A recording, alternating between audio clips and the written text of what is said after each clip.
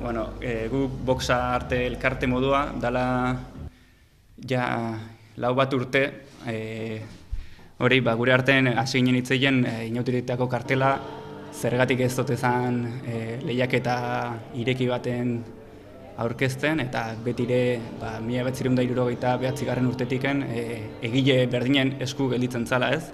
Bada garaile beste zozerriteko, eta jake lehiaketa ez dan udaletxetiken zabaltzen, zeatik ez gukin lehiaketa alternatiba.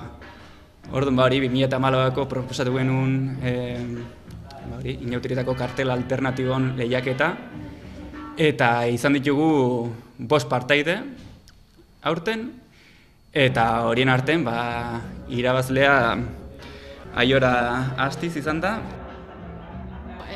Proposamena egunkaren ikusi nun, hasieratik iruditu zaiten izugarrizko ideia zela, olako herri txikitan, baita artista gazte gaude, eta pixkanaka, ez dakit, iruditzen zait gure tokin barra daukeula, eta pentsatu gabe aurkeztea erabaki nun.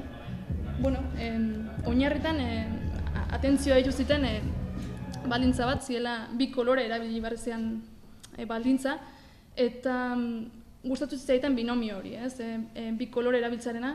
Ia binomio horrekin jarraituz, bilatu nahi nun, ia ideian kontraste bat, koloren arteko kontraste bat, txurie, beltza, hori bien artean sortzen duen kontrastea, kolore aldetik, eta gero ere baita pixkat igual ideian de bai, bertan ikusten delako igual karnabaletako mozorroa, eta bestalde, beti ainazuta daun sardinan entierroa edo hileta, iruditzen zaite baita ideia hori Inautiretako ez dakit, gai printzipala baita izan daitekeela eta oso ahaztu daula. Orduan, 2 ideia horiek bateratu nahi izan ditun kartelean.